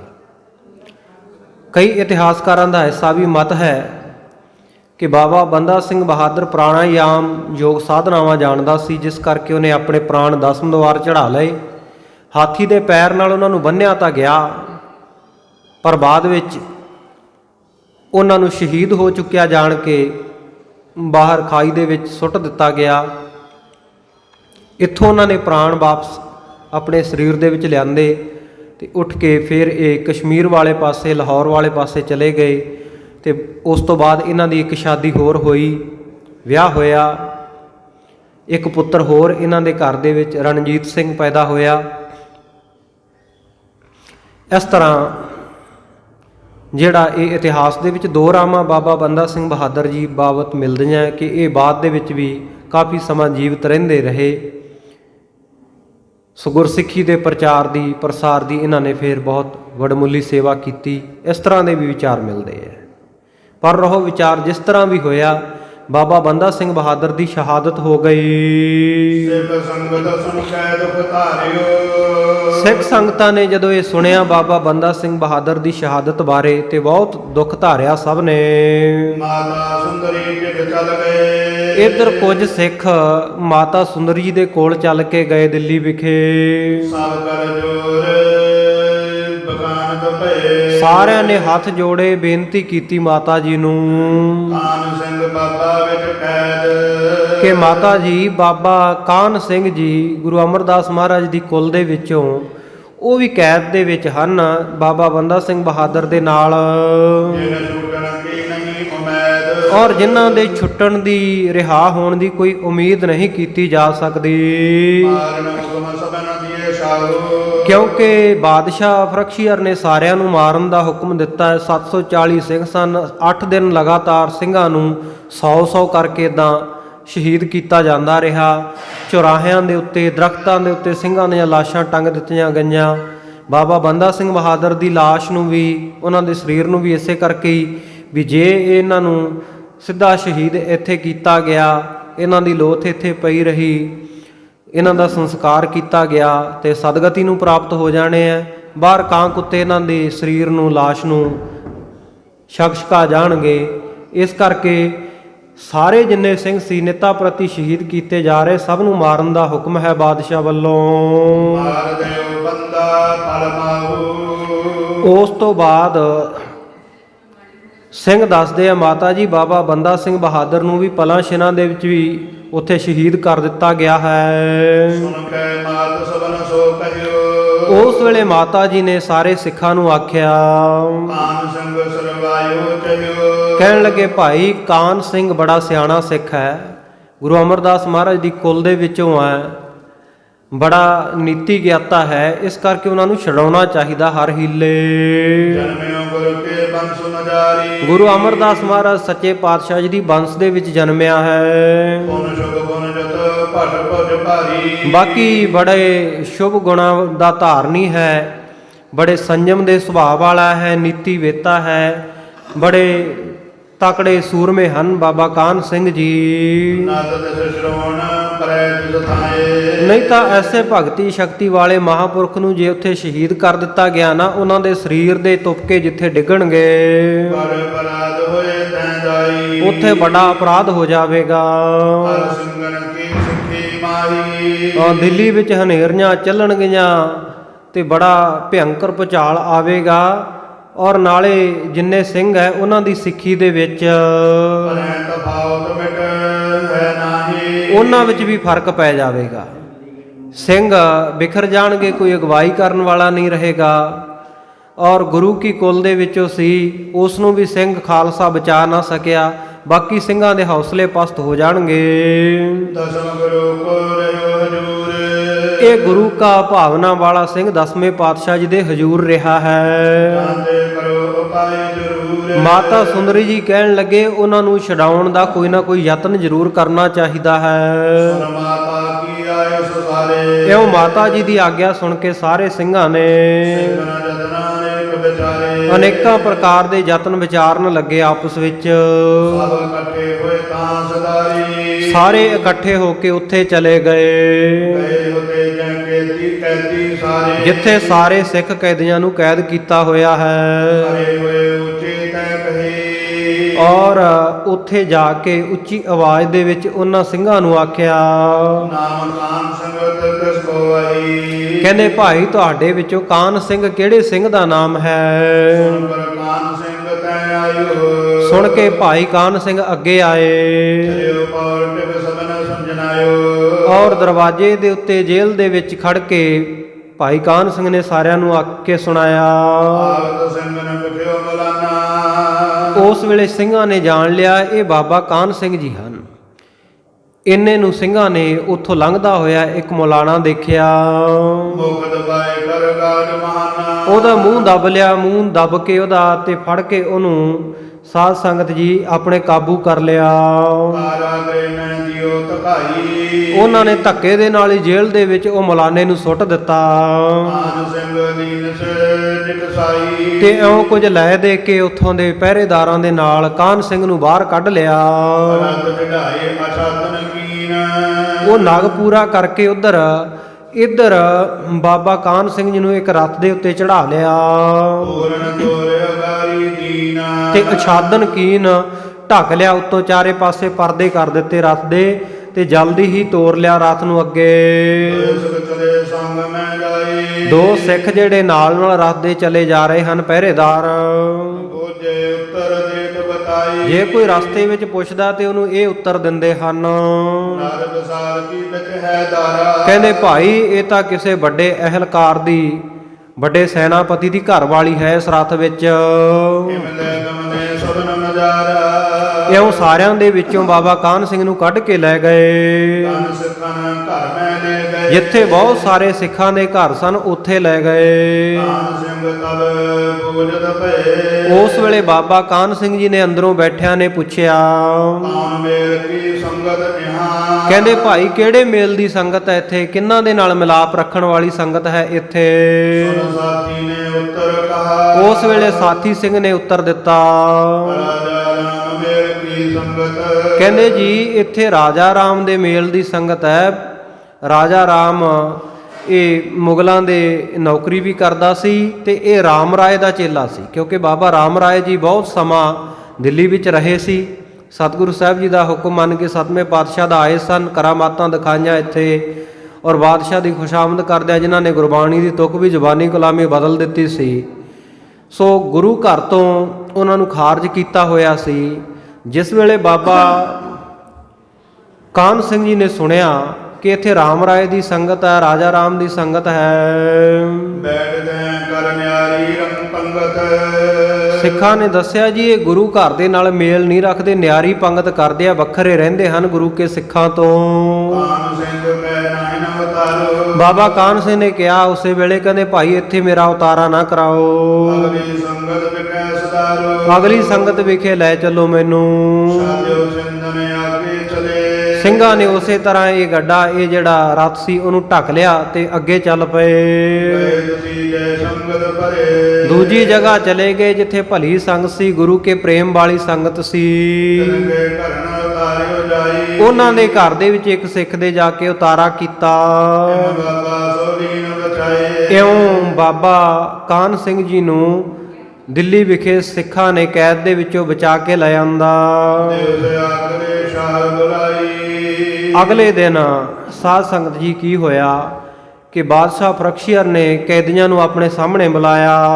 ਜੇਤੁ ਸਿੰਘ ਕੈਦ ਮੈਂ ਆਈ। ਜਿੰਨੇ ਸਿੰਘ ਕੈਦ ਵਿੱਚ ਸਨ ਬਾਕੀ ਬੱਚੇ ਸ਼ਹੀਦ ਹੋਣ ਤੋਂ ਸਾਰੇ ਬੁਲਾ ਲਏ। ਆਨ ਪਰੇ ਜਬ ਸਿੰਘ ਗਾਰੀ। ਜਦੋਂ ਸਾਰੇ ਸਿੰਘ ਅੱਗੇ ਆ ਕੇ ਖੜੇ ਹੋ ਗਏ, ਤੁਝੇ ਸਭੋ ਤੁਮੈ ਮਜਾਰੀ। ਉਸ ਵੇਲੇ ਪੁੱਛਦਾ ਕਿ ਤੁਹਾਡੇ ਸਾਰਿਆਂ ਵਿਚਕਾਰ ਬਾਜ ਸਿੰਘ ਬੜ ਜੋਧਾ ਕੌਣੇ। ਕਹਿੰਦੇ ਮੈਂ ਸੁਣਿਆ ਹੈ ਵੀ ਉੱਘਾ ਯੋਧਾ ਬਾਜ ਸਿੰਘ ਹੈ, ਕਹਿੰਦੇ ਉਹ ਕੌਣ ਹੈ। ਕਰ ਕੈ ਜਦੋਂ ਦਿਖਾਵੋ ਤਾਉਣੇ। ਕਹਿੰਦੇ ਉਹਨੂੰ ਜੁਦਾ ਕਰਕੇ ਇਹਨਾਂ ਵਿੱਚੋਂ ਸਾਰਿਆਂ ਦੇ ਵਿੱਚੋਂ ਮੈਨੂੰ ਦਿਖਾਓ ਕਿਹੜਾ ਬਾਬਾ ਬਾਜ ਸਿੰਘ। ਭਇਓ ਪ੍ਰਤਿ ਸੁਨ ਕੈ ਤਦ ਕਾਲਾ। ਜਦੋਂ ਆਹ ਗੱਲ ਸੁਣੀ ਬਾਬਾ ਬਾਜ ਸਿੰਘ ਜੀ ਵੱਖਰੇ ਹੋ ਕੇ ਸਾਹਮਣੇ ਆ ਗਏ। ਬੋਲ ਧਰ ਕੈ ਧੀਰਜ ਸਾਲਾ। ਬੜੇ ਧੀਰਜ ਦੇ ਸਹਿਤ ਬਾਬਾ ਬਾਜ ਸਿੰਘ ਬੋਲੇ। ਗੁਰ ਕੋ ਦਾਸ ਬਾਜ ਸਿੰਘ ਮੈਂ ਹਾਂ। ਕਹਿਣ ਲੱਗਾ ਜੀ ਗੁਰੂ ਦਾ ਦਾਸ, ਗੁਰੂ ਦਾ ਸਿੱਖ, ਗੁਰੂ ਦਾ ਸੇਵਕ ਬਾਜ ਸਿੰਘ ਮੈਂ ਹੀ ਹਾਂ। ਜੋ ਤੁਮ ਕਹੋ ਦਿਖਾਵਨ ਕੈ ਹੋ। ਕਹਿੰਦਾ ਦੱਸੋ ਤੁਸੀਂ ਕੀ ਦੇਖਣਾ ਚਾਹੁੰਦੇ ਹੋ, ਜੋ ਦੇਖਣਾ ਚਾਹੁੰਦੇ ਹੋ ਮੈਂ ਹੁਣੇ ਦਿਖਾ ਦਿੰਦਾ ਹਾਂ। ਐਸਾ ਤੂੰ ਵੀਰ ਦਸਾਲਾ। ਬਾਦਸ਼ਾਹ ਕਹਿਣ ਲੱਗਾ ਵੀ ਮੈਂ ਸੁਣਿਆ ਤੂੰ ਬੜਾ ਬਹਾਦਰ ਉੱਘਾ ਯੋਧਾ ਹੈ, ਪਰ ਵੀ ਸਕੈ ਕਿਨੈ ਕਿਸ ਕਾਲਾ। ਤੇ ਕਹਿੰਦੇ ਤੂੰ ਕੀ ਇੱਥੇ ਵੀ ਕੋਈ ਬਹਾਦਰੀ ਕਰਕੇ ਦਿਖਾ ਸਕਦਾ ਹੈ। ਬਾਜ ਸਿੰਘ ਕੈ ਬਨਿਹਾਰ। ਬਾਬਾ ਬਾਜ ਸਿੰਘ ਬਾਦਸ਼ਾਹ ਨੂੰ ਕਹਿਣ ਲੱਗਾ, ਕਹਿੰਦਾ ਜੀ ਹੁਣੇ ਦਿਖਾ ਦਿੰਦਾ ਹਾਂ। ਮਮ ਭਗਤੇ ਮੇਰੀ ਨਿਰਵਾਰ। ਕਹਿੰਦਾ ਮੇਰੇ ਹੱਥ ਖੋਲਣ ਨੂੰ ਤਾਂ ਨਹੀਂ ਮੈਂ ਕਹਿੰਦਾ, ਬਸ ਆ ਮੇਰੇ ਪੈਰਾਂ ਦੇ ਵਿੱਚੋਂ ਜਿਹੜੀ ਬੇੜੀ ਹੈ ਇੱਕ ਵਾਰੀ ਇਹ ਖਿਲਾ ਦੇ। ਵੀਰ ਪਨੇ ਕੋ ਕਿਖੋ ਤਮਾਸ਼ਾ। ਕਹਿੰਦਾ ਫੇਰ ਦੇਖੋ ਮੇਰੇ ਵੀਰਪਣੇ ਦਾ ਤਮਾਸ਼ਾ, ਮੇਰੀ ਵੀਰਤਾ ਸੂਰਮਗਤੀ ਤੁਹਾਨੂੰ ਦਿਖਾਉਂਦਾ ਹਾਂ। ਲੈ ਕਿਤਕ ਮੈਂ ਕਰੋ ਬਿਨਾਚਾ। ਔਰ ਲੜ ਕੇ ਤੇਰੇ ਕਿੰਨੇ ਹੀ ਫੌਜ ਦੇ ਨਾਲ ਮੈਂ ਕਿੰਨਿਆਂ ਦਾ ਨਾਸ਼ ਕਰਦਾ, ਦੇਖੀ ਜਾਈ ਬਾਦਸ਼ਾਹ। ਹੁਕਮ ਚਾਤੇ ਦਿਗੜ ਨਿਕਾਰੀ। ਬਾਦਸ਼ਾਹ ਨੇ ਆਖਿਆ ਵੀ ਹੱਥ ਬੰਨੇ ਹੋਏ ਐ, ਵੀ ਸਿੱਖ ਦੇ ਵਿੱਚ ਆਕੜ ਕਿੰਨੀ ਹੈ। ਇਹ ਨਹੀਂ ਪਤਾ ਗੁਰੂ ਕੇ ਬਚਨਾਂ ਉੱਤੇ ਭਰੋਸਾ ਹੈ, ਗੁਰੂ ਕਾ ਯੋਧਾ ਸੂਰਮਾ ਹੈ, ਸ਼ਸਤਰ ਵਿਦਿਆ ਦਾ ਅਭਿਆਸੀ ਹੈ। ਕਹਿੰਦਾ ਦੇਖ ਲੈਨੇ ਆ, ਚੱਲ ਹੱਥ ਬੰਨੇ ਰਹਿਣ ਦਿਓ, ਇਹਦੇ ਪੈਰਾਂ ਵਿੱਚੋਂ ਬੇੜੀਆਂ ਖੋਲ ਦਿਓ। ਐ ਹੁਕਮ ਕਰਕੇ ਉਹਨੇ ਪੈਰਾਂ 'ਚੋਂ ਬੇੜੀਆਂ ਖੁਲਾ ਦਿੱਤੀਆਂ। ਮੰਦਿਰ ਬਾਜ ਸਿੰਘ ਪੁਜ ਭਾਰੀ। ਬਾਬਾ ਬਾਜ ਸਿੰਘ ਜਿਹੜਾ ਭਾਰੀ ਭੁਜਾਵਾਂ ਵਾਲਾ ਯੋਧਾ ਹੈ, ਹੱਥ ਉਹਦੇ ਬੰਨੇ ਹੋਏ ਹਨ। ਕੜੇ ਹਾਥ ਕੇ ਸੋ ਪੁਜ ਭਾਰੀ। ਤੇ ਸਿੰਘ ਜਿਹੜੇ ਨਿਹੰਗ ਸਿੰਘ ਬੜੇ ਕੜੇ ਪਾ ਕੇ ਰੱਖਦੇ ਆ, ਤਕੜੇ ਤਕੜੇ। ਤੋ ਕਈ ਕੜੇ ਪਾਏ ਹੋਏ ਸਨ ਬਾਬਾ ਬਾਜ ਸਿੰਘ ਦੇ ਹੱਥਾਂ ਵਿੱਚ। ਤੀਨ ਸਿਪਾਹੀ ਦਰਸ਼ਨ ਮਾਰੀ। ਜਿਉਂ ਬਾਬਾ ਬੰਦਾ ਸਿੰਘ ਬਹਾਦਰ ਦੇ ਪੈਰ ਦੀ ਬੇੜੀ ਖੋਲੀ, ਐਂ ਬੁੜਕ ਕੇ ਗੁਰੂ ਕਾ ਸਿੰਘ ਨੇ ਪੈਂਤਰਾ ਲਿਆ। ਮੈਦਾਨੇ ਜੰਗ ਦੇ ਵਿੱਚ ਜਿਵੇਂ ਲੜਦੇ ਆ ਯੋਧੇ ਸੂਰਮੇ, ਸ਼ਸਤਰ ਵਿਦਿਆ ਦਾ ਅਭਿਆਸੀ ਸੀ। ਉਹ ਸੰਗਲਾਂ ਦੇ ਸਮੇਤ ਕੜਿਆਂ ਵਾਲੇ ਹੱਥ ਮਾਰੇ ਤੇ 3 ਸਿਪਾਹੀ ਮੌਕੇ ਤੇ ਹੀ ਮਾਰ ਦਿੱਤੇ। ਕਰੋ ਨਵਾਬ ਏਕ ਤੇ ਤਾੜਿਓ। ਇੱਕ ਨਵਾਬ ਖੜਾ ਸੀ ਸਾਹਮਣੇ। ਜਦੋਂ ਬਾਬਾ ਬਾਜ ਸਿੰਘ ਨੇ ਉਹਦੇ ਵੱਲ ਤਾੜ ਕੇ ਦੇਖਿਆ, ਹਾਥ ਉਠਾਏ ਨਹੀਂ ਕੁਛ ਮਾਰਿਓ। ਪਰ ਇਹਦੇ ਉੱਤੇ ਹੱਥ ਨਹੀਂ ਉਠਾਇਆ, ਕੁਝ ਮਾਰਿਆ ਨਾ। ਇਹੀ ਚਲਾਕੀ ਸ਼ੀਰ ਮਨਿੰਦ। ਜਦੋਂ ਸਾਧ ਸੰਗਤ ਜੀ ਉਹਨੇ ਨਵਾਬ ਨੇ ਦੇਖਿਆ ਵੀ ਬਾਜ ਸਿੰਘ ਮੇਰੇ ਵੱਲ ਨੂੰ ਆ ਰਿਹਾ ਹੈ, ਤੇ ਭੱਜ ਕੇ ਬਾਦਸ਼ਾਹ ਦੇ ਤਖਤ ਦੇ ਥੱਲੇ ਜਾ ਲੁਕਿਆ। ਜਦੋਂ ਫਰਕਸ਼ੀਅਰ ਬਾਦਸ਼ਾਹ ਨੇ ਦੇਖਿਆ ਵੀ ਇਹ ਸਿੱਖ ਤਾਂ ਕੈਦ ਵਿੱਚ ਬੰਨੇ ਹੋਏ ਵੀ ਬੰਦਿਆਂ ਨੂੰ ਮਾਰ ਰਹੇ ਐ, ਤੇ ਉਸ ਵੇਲੇ ਦੇਖਿਆ ਵੀ ਇਹ ਤਾਂ ਸ਼ੇਰ ਵਰਗਾ ਚਲਾਕ ਚੁਸਤ ਫਰਤੀਲਾ ਸਿੰਘ ਹੈ। ਕਹਿਵਾਇਓ ਕਰ ਕਹਿ ਨਰ ਬਿੰਦ। ਉਸੇ ਵੇਲੇ ਸਾਰੇ ਬੰਦਿਆਂ ਨੂੰ ਕਿਹਾ ਵੀ ਫੜੋ ਫੜੋ ਇਹਨੂੰ, ਜਲਦੀ ਫੜੋ, ਕੋਈ ਹੋਰ ਨੁਕਸਾਨ ਕਰੂਗਾ। ਬਹੁਤੇ ਬੰਦੇ ਭੇਜ ਕੇ ਗ੍ਰਿਫਤਾਰ ਕਰ ਲਿਆ ਦੁਬਾਰਾ। ਫਿਰ ਪ੍ਰਸੰਨ ਹੋਏ ਛੁਟਵਾਇਓ। ਇੱਥੇ ਕਵੀ ਜੀ ਲਿਖਦੇ ਆ ਕਿ ਫਰਕਸ਼ੀਅਰ ਬਾਦਸ਼ਾਹ ਇੰਨਾ ਪ੍ਰਸੰਨ ਹੋਇਆ ਗੁਰੂ ਕੇ ਸਿੰਘ ਦੀ ਬਹਾਦਰੀ ਦੇ ਉੱਤੇ ਕਿ ਉਹਨੇ ਇਹਨੂੰ ਆਪਣੀ ਕੈਦ ਦੇ ਵਿੱਚੋਂ ਛੁਡਵਾ ਦਿੱਤਾ ਸੀ। ਲੇਕਿਨ ਇਤਿਹਾਸ ਦੇ ਬਾਕੀ ਗ੍ਰੰਥਾਂ ਵਿੱਚ ਆਉਂਦਾ ਹੈ ਕਿ ਇਹ ਬਾਜ ਸਿੰਘ ਜੀ ਨੂੰ ਵੀ ਇੱਥੇ ਸ਼ਹੀਦ ਕਰ ਦਿੱਤਾ ਗਿਆ, ਇਹਨਾਂ ਨੇ ਛੱਡਿਆ ਨਾ। ਮਾਝੇ ਦੇਸ਼ ਛੁਟਿਓ ਚਲੇ ਆਇਓ। ਲਿਖੇ ਮੁਤਾਬਕ ਕਿ ਛੱਡ ਕੇ ਉੱਥੋਂ ਕੈਦ ਵਿੱਚੋਂ ਛੁੱਟ ਕੇ ਮਾਝੇ ਦੇਸ਼ ਵਿੱਚ ਚਲਿਆ ਆਇਆ, ਪਰ ਐਸਾ ਜਾਣਨਾ ਕਿ ਉੱਥੇ ਹੀ ਸ਼ਹੀਦ ਹੋ ਗਿਆ। ਕਾਨ ਸਿੰਘ ਜੇ ਸਿੱਖ ਘਰ ਮਾਈ। ਭਾਈ ਕਾਨ ਸਿੰਘ ਜੀ ਜਿਸ ਸਿੱਖ ਦੇ ਘਰ ਦੇ ਵਿੱਚ ਹੈ, ਨੰਬਰ ਸੋ ਪਠਾਨ ਕੇ ਪਾਹੀ। ਉਹ ਸਿੱਖ ਜਿਹੜਾ ਬੜਾ ਗਰੀਬੜਾ ਸਿੱਖ ਸੀ ਤੇ ਕਿਸੇ ਪਠਾਨ ਦੇ ਕੋਲ ਨੌਕਰੀ ਕਰਦਾ ਸੀ। ਲਿਖਿਓ ਪਰਖਣਾ ਤਾਹੀਂ ਅਜਾਰੀ। ਉਹ ਜਿਹੜਾ ਪਠਾਨ ਸੀ ਉਹਨੂੰ ਪਰਗਣਾ ਲਿਖ ਕੇ ਦਿੱਤਾ ਹੋਇਆ ਸੀ ਠੇਕੇ ਦੇ ਉੱਤੇ, ਜਿਵੇਂ ਅੱਜ ਕੱਲ੍ਹ ਫਾਰਮ ਖੇਤ ਦੇ ਦਿੱਤੇ ਜਾਂਦੇ ਆ। ਸੋ ਇੱਕ ਪਰਗਣਾ, ਇੱਕ ਨਗਰ, ਇੱਕ ਇਲਾਕਾ ਜਿਹੜਾ ਉਹ ਹਕੂਮਤ ਨੇ ਉਹਨੂੰ ਠੇਕੇ ਦੇ ਉੱਤੇ ਦਿੱਤਾ ਹੋਇਆ ਸੀ ਪਠਾਨ ਨੂੰ। ਤਿਸ ਆਗੇ ਸਿੱਖ ਕਾਰ ਸੁਧਾਰੀ। ਤੇ ਉਹਦੇ ਫਾਰਮ ਦੇ ਵਿੱਚ, ਉਹਦੇ ਖੇਤ ਦੇ ਵਿੱਚ ਅੱਗੇ ਸਿੱਖ ਕੰਮਕਾਰ ਕਰਦਾ ਸੀ। ਦੀਪ ਚਾਕਰੀ ਹਾਥ ਉਠਾਈ। ਪਰ ਇਹ ਜਿਹੜਾ ਪਠਾਨ ਐਨਾ ਕੰਜੂਸ ਸੀ ਵੀ ਸਿੱਖ ਨੂੰ ਨਾ ਜਦੋਂ ਤਨਖਾਹ ਦੇਣੀ ਹੁੰਦੀ ਹੱਥ ਘੁੱਟਦਾ ਸੀ, ਬੜੇ ਸੰਕੋਚ ਨਾਲ ਪੈਸੇ ਦਿੰਦਾ ਸੀ, ਪੂਰਾ ਉਹਦੀ ਮਿਹਨਤ ਦਾ ਮੁੱਲ ਨਹੀਂ ਸੀ ਦਿੰਦਾ। ਜਾਂਦੇ ਇੱਕ ਸਿੱਖ ਰਹਿਤ ਸਦਾਈ। ਤੇ ਇਸ ਕਰਕੇ ਜਿਹੜਾ ਸਿੱਖ ਜਿਹੜਾ ਹਮੇਸ਼ਾ ਇਹ ਦੁਖੀ ਰਹਿੰਦਾ ਸੀ। ਸੁਨਤ ਬਰਤਾਂਤ ਕਾਨ ਸਿੰਘ ਕਹਿਓ। ਭਾਈ ਕਾਨ ਸਿੰਘ ਨੇ ਜਦੋਂ ਇਹਦਾ ਸਾਰਾ ਵਰਤਾਂਤ, ਸਾਰਾ ਪ੍ਰਸੰਗ ਸੁਣਿਆ ਤੇ ਆਖਿਆ, ਲੈ ਦੇਵੋ ਧਨ ਦਿੱਤੋ ਚਹਿਓ। ਕਹਿੰਦਾ ਭਾਈ ਜਿੰਨੇ ਤੇਰੀ ਮਨ ਦੀ ਚਾਹਨਾ ਹੈ ਤੈਨੂੰ ਉਹ ਪਠਾਨ ਤੋਂ ਧਨ ਲੈ ਦੇਵਾਂ। ਸਿੱਖ ਨੇ ਭਰਿਓ ਗਾਉ ਕਿਆ ਅਰਜੀ। ਸਿੱਖ ਨੇ ਹੱਥ ਜੋੜੇ, ਕਹਿਣ ਲੱਗਾ ਜੀ ਮੈਂ ਤੁਹਾਡੇ ਅੱਗੇ ਕੀ ਅਰਜ਼ ਕਰਾਂ, ਕੀ ਬੇਨਤੀ ਕਰਾਂ। ਮੈਂ ਗਰਜੀ ਕਹੀਐ ਨਿਤ ਵਰਜੀ। ਮੈਂ ਗਰਜੀ ਤਾਂ ਹਾਂ, ਲੋੜਵੰਦ ਤਾਂ ਹਾਂ, ਮੈਨੂੰ ਲੋੜ ਤਾਂ ਹੈ ਪੈਸੇ ਦੀ, ਮੇਰਾ ਹੱਕ ਬਣਦਾ ਹੈ। ਬਾਕੀ ਭਾਈ ਕਾਨ ਸਿੰਘ ਜੀ ਜਿਵੇਂ ਤੁਹਾਡੀ ਮਰਜ਼ੀ ਆ ਉਸ ਤਰ੍ਹਾਂ ਤੁਸੀਂ ਕਰ ਸਕਦੇ ਹੋ। ਕਾਨ ਸਿੰਘ ਰੁਖਸਤ ਹੋਏ ਗਇਓ। ਉਸ ਵੇਲੇ ਬਾਬਾ ਕਾਨ ਸਿੰਘ ਕੁਝ ਸਿੱਖਾਂ ਨੂੰ ਨਾਲ ਲੈ ਕੇ ਚਲਿਆ ਗਿਆ। ਤੁਸੀਂ ਪਰਗਣੇ ਪ੍ਰਾਪਤ ਭਇਓ। ਉਸ ਪਰਗਣੇ ਇਲਾਕੇ ਦੇ ਵਿੱਚ ਜਾ ਪਹੁੰਚਿਆ। ਕਾਨ ਕੋਟ ਗੋਤਰੇ ਜਾਈ। ਉਸ ਖਾਨ ਦੇ ਪਠਾਨ ਦੇ ਘਰ ਦੇ ਬੂਹੇ ਅੱਗੇ ਜਾ ਉਤਾਰਾ ਕੀਤਾ ਆਗੇ ਆਪਣੀ ਘਾਤ ਲਗਾਏ। ਤੇ ਉੱਥੇ ਘਾਤ ਲਾ ਕੇ ਬੈਠ ਗਿਆ, ਦਾ ਲਾਉਣ ਵਾਸਤੇ ਵੀ ਸਮਾਂ ਜਦੋਂ ਸਹੀ ਹੋਇਆ ਉਦੋਂ ਹਮਲਾ ਕਰਾਂਗਾ। ਘਰ ਬੈਠੇ ਨਿਵਸੀ ਇੱਕ ਦਾਸੀ। ਇੰਨੇ ਸਮੇਂ ਨੂੰ ਘਰ ਦੇ ਵਿੱਚੋਂ ਇੱਕ ਦਾਸੀ, ਇੱਕ ਗੋਲੀ ਇਹ ਪਠਾਨ ਦੀ ਬਾਹਰ ਨਿਕਲੀ। ਭੋਜਨ ਕਰੀ ਲੋਕ ਜੇ ਪਾਸੀ। ਜਿਹੜੇ ਕੋਲੇ ਲੋਕ ਸੀ ਉਹਨਾਂ ਨੇ ਪੁੱਛਿਆ ਦਾਸੀ ਨੂੰ, ਆਨ ਕੌਣ ਕਾਰਜ ਮੈਂ ਪਰੇ। ਕਹਿਣ ਲੱਗੇ ਜੀ ਖਾਨ ਸਾਹਿਬ ਕਿਹੜੇ ਕੰਮ ਵਿੱਚ ਪਏ ਹੋਏ ਆ, ਕੀ ਕਰ ਰਹੇ ਹਨ ਇਸ ਵੇਲੇ? ਦਾਸੀ ਭਾਗਤ ਦਾਤਨ ਕਰੇ। ਦਾਸੀ ਕਹਿਣ ਲੱਗੀ ਜੀ ਸਵੇਰ ਦਾ ਸਮਾਂ, ਹਾਲੇ ਤਾਂ ਉੱਠੇ ਹੀ ਐ ਤੇ ਦਾਤਣ ਕਰ ਰਹੇ ਹਨ ਅੰਦਰ। ਅਵਲ ਨੀਰ ਕੀਨਸ ਅਨਵਾਨ। ਆ ਬਾਲਟੀ ਦੇ ਕੇ ਮੈਨੂੰ ਭੇਜਿਆ, ਮੇਰੇ ਤੋਂ ਹੋਰ ਪਾਣੀ ਮੰਗਾਇਆ, ਉਸ ਤੋਂ ਬਾਅਦ ਇਸ਼ਨਾਨ ਕਰਨਗੇ, ਨਹਾਉਣਗੇ। ਸਾਧੈ ਪੁਨਤ ਤੇ ਨਾਵਨ। ਹਾਂ, ਜਿਹੜਾ ਜਲ ਮੈਂ ਲੈ ਕੇ ਜਾਵਾਂਗੀ, ਪਾਣੀ ਲੈ ਕੇ ਜਾਵਾਂਗੀ, ਉਹਦੇ ਨਾਲ ਨਹਾਉਣਾ ਚਾਹੁੰਦੇ ਹਨ। ਕਾਨ ਸਿੰਘ ਲਖ ਘਾਤੀ ਭਰੇ। ਬਾਬਾ ਕਾਨ ਸਿੰਘ ਨੇ ਸਮਾਂ ਵਿਚਾਰਿਆ ਵੀ ਹੁਣ ਦਾ ਲਾਉਣ ਦਾ, ਹਮਲਾ ਕਰਨ ਦਾ ਵਧੀਆ ਸਮਾਂ ਹੈ। ਦਾਸੀ ਸਾਧ ਅੰਤਰੇ ਚਲੇ। ਜਿਉਂ ਇਹ ਦਾਸੀ ਅੰਦਰ ਪਾਣੀ ਲੈ ਕੇ ਗਈ, ਇਹਦੇ ਨਾਲ ਹੀ ਅੰਦਰ ਦਾਖਲ ਹੋ ਗਏ। ਪਾਂਜੇ ਨਿਕਟ ਕਰਤੀ ਹੀਰਾ। ਨੇੜੇ ਪਹੁੰਚੇ, ਦੇਖਿਆ ਵੀ ਪਠਾਨ ਇਕੱਲਾ ਹੀ ਐ ਇਸ ਵੇਲੇ। ਬਾਲੇ ਪਕੜ ਤਰੇ ਸੋ ਗੇਰਾ। ਬਾ ਫੇਰ ਕਿਸੇ ਬਾਬਾ ਕਾਨ ਸਿੰਘ ਨੇ ਆਪਣੇ ਬਲ ਦੇ ਨਾਲ, ਜ਼ੋਰ ਦੇ ਨਾਲ ਫੜ ਕੇ ਧਰਤੀ ਤੇ ਧਰ ਲਿਆ। ਤੁਰਤ ਖਾਨ ਕੀ ਛਾਤੀ ਚੜੀ। ਤੁਰੰਤ ਹੀ ਫੁਰਤੀ ਨਾਲ ਖਾਨ ਦੀ ਛਾਤੀ ਉੱਤੇ ਚੜ ਕੇ ਬਹਿ ਗਏ। ਤੀਕਨ ਕਾਲ ਕਟਾਰ ਸੋ ਖੜੇ। ਆਪਣੀ ਤਿੱਖੀ ਕਟਾਰ ਕੱਢ ਲਈ ਅਨੀ ਉਦਰ ਕੇ ਸਾਥ ਲਗਾਈ। ਤੇ ਉਹਦੇ ਪੇਟ ਦੇ ਨਾਲ ਲਾ ਲਈ। ਜਿਹੜੀ ਤਿੱਖੀ ਕਟਾਰ ਸੀ, ਉਹਦੀ ਤਿੱਖੀ ਨੋਕ ਉਹਦੇ ਢਿੱਡ ਦੇ ਉੱਤੇ, ਛਾਤੀ ਦੇ ਉੱਤੇ ਰੱਖ ਲਈ। ਆਏ ਲੋਕ ਆਏ ਸਮਦਾਈ। ਇਹਦੇ ਜਿਹੜੇ ਪਠਾਨ ਦੇ ਸਾਥੀ ਸੀ, ਭੱਜ ਕੇ ਜਦੋਂ ਆਏ ਲਗਨ ਕਿਰਪਾਨ ਮਾਰਿਓ ਚਹੈ। ਤੇ ਦੇਖਿਆ ਕਿ ਅਸੀਂ ਆ ਕੇ ਸਾਡੇ ਜਿਹੜੇ ਪਠਾਨ ਨੂੰ ਥੱਲੇ ਸਿੱਟ ਰੱਖਿਆ ਸਿੱਖ ਨੇ, ਤੇ ਜਦੋਂ ਇਹਨਾਂ ਨੇ ਆਪਣੀਆਂ ਕਿਰਪਾਨਾਂ ਦਾ ਵਾਰ ਕਰਨਾ ਚਾਹਿਆ, ਕਾਨ ਸਿੰਘ ਤਬ ਸਭ ਕੋ ਕਹੈ। ਉਸ ਵੇਲੇ ਬਾਬਾ ਕਾਨ ਸਿੰਘ ਨੇ ਗਰਜ ਕੇ ਸਾਰਿਆਂ ਨੂੰ ਲਲਕਾਰਿਆ। ਕੋਈ ਪਰਵਾਰ ਕਰੋ ਤੁਮ ਜਬੈ। ਕਹਿੰਦੇ ਜਿਉਂ ਹੀ ਮੇਰੇ ਦੇ ਉੱਤੇ ਵਾਰ ਕਰੋਗੇ ਤੁਸੀਂ, ਕਾਨ ਪ੍ਰਾਣ ਹਾਨੋ ਮੈਂ ਤਬੈ। ਕਹਿੰਦੇ ਦੇਖ ਲਓ, ਮੈਂ ਆਪਣੀ ਜਿਹੜੀ ਕਟਾਰ ਹੈ, ਆਪਣਾ ਛੁਰਾ ਇਹਦੇ ਦਿਲ ਦੇ ਉੱਤੇ ਰੱਖਿਆ ਹੋਇਆ, ਨਾਲ ਦੀ ਨਾਲ ਵਾਰ ਕਰਕੇ ਮਾਰ ਦਿਆਂਗਾ ਇਸ ਨੂੰ।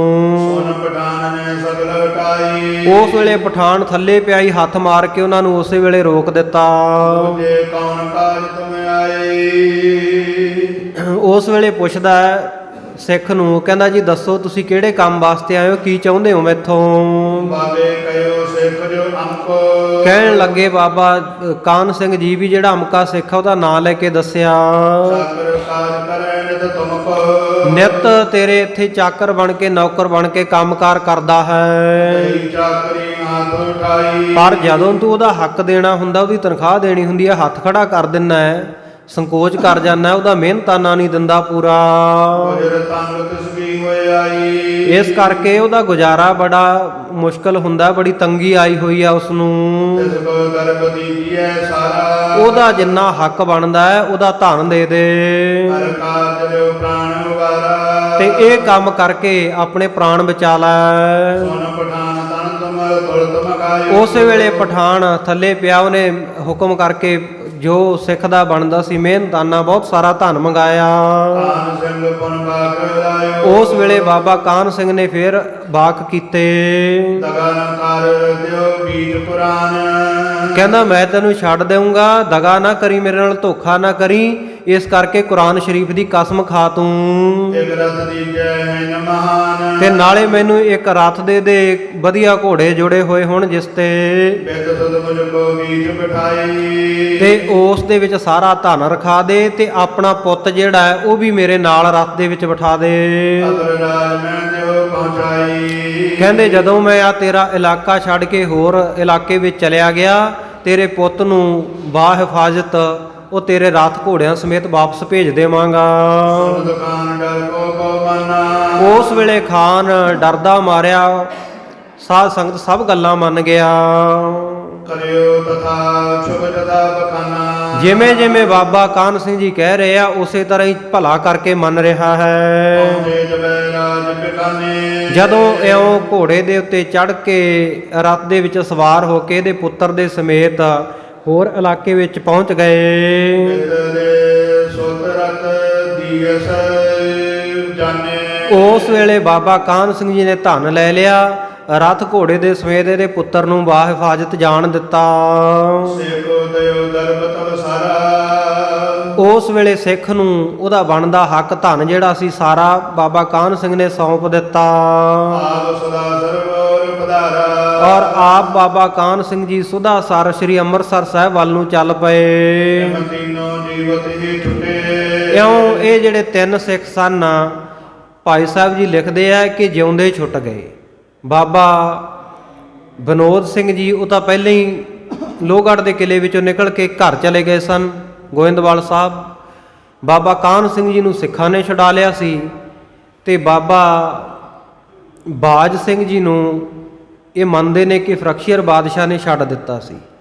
ਇਉਂ ਕਹਿੰਦੇ ਨੇ ਵੀ ਉਹ ਤਿੰਨ ਸਿੱਖ ਛੁਡਾ ਲਏ ਸਨ, ਪਰ ਉਹਨਾਂ ਵਿੱਚੋਂ ਬਾਬਾ ਕਾਹਨ ਸਿੰਘ ਜੀ ਨੂੰ ਛੁਡਾਇਆ ਗਿਆ ਸੀ। ਬਾਬਾ ਬਾਜ ਸਿੰਘ ਜੀ ਸ਼ਹੀਦ ਹੋ ਗਏ ਸਨ ਤੇ ਤੀਜੇ ਬਾਬਾ ਵਿਨੋਦ ਸਿੰਘ ਜੀ ਉਹ ਆਪਣੇ ਘਰ ਚਲੇ ਗਏ ਸਨ।